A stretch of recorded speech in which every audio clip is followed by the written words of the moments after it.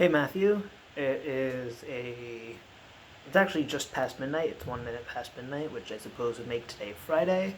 It's been a little bit more than a hot minute, and for that I apologize. I was planning to make this video a while ago, but then things got busy. As I mentioned to you earlier, I flew to New Jersey early last week for my sister's graduation, which was entertaining. Got to hang out with some cousins who are very small and fun to hang out with. Four-year-olds ask a lot of questions, or I think they're older than four now. But anyway, kids ask a lot of questions. A lot of fun. Anyway, so I don't have the full spiel that I have planned for you, but that's probably in everyone's best interests.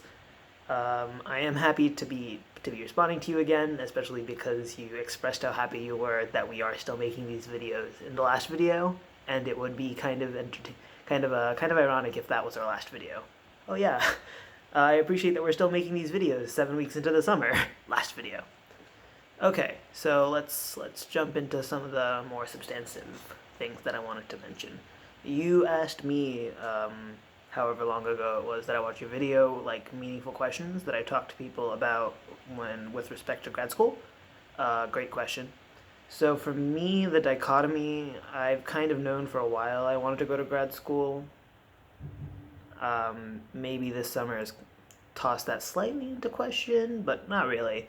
No, I was set in that direction. My dichotomy was always between grad school or academia, or sorry, industry or academia, post a PhD. And I'm slightly leaning towards academia. So the questions I've asked have kind of been focused around the pros and cons of that. Industry, you get paid more, the perks are nicer, but you might be sacrificing a little bit of freedom to explore. Academia, there's an argument that in the right culture you can be weird and explore avenues that might not pan out results in the way that industry would expect results, even if you were a researcher. Places like Lincoln Labs blur that line a little bit, so I mean, and other GTRI and such, I think, would blur that line, but like Google R&D or Facebook R&D, I'd imagine that kind of research would expect more results-driven research than, say, academia. What might be some of the things that I have asked, you probably know, you should never pay for your own PhD program as far as I'm aware, and that seems to be the pretty definitive answer. The one question that might be useful to you I asked is like, I asked a PhD student who TA'd this class that I took, that one of the hardest classes I've taken at Georgia Tech, Advanced Algorithms for Machine Learning. I asked the TA like what he did in grad school. At a separate event I asked him what he did in grad school when he felt like he was out of his depth or didn't have the necessary background to learn something he needed to know. And his response was always, when he learned it, to write down really detailed notes, the kind that could be reproduced. So he would tech up these nice documents explaining topics he was teaching for himself. And some of that stuff actually made its way into the advanced algorithms like syllabus. Like our course notes would be reviewing things he wrote for himself originally as a grad student and then iterated on when it actually came time to distribute. So, even if you do go on to pursue a PhD, when I go on to pursue a PhD and I'm like, oh man, I really wish I was better at convex analysis. Taking good notes is not a thing to be underestimated. I have about a minute left in this video before we pass our imaginary deadline, so I will mention this last thing and kind of end with a question to you.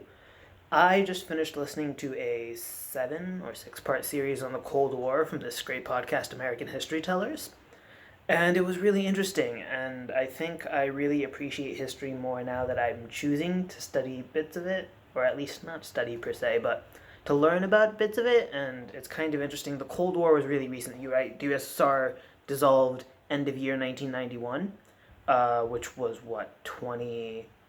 30-ish years ago? Not long ago. A little less than 30 years ago. That's wild to me.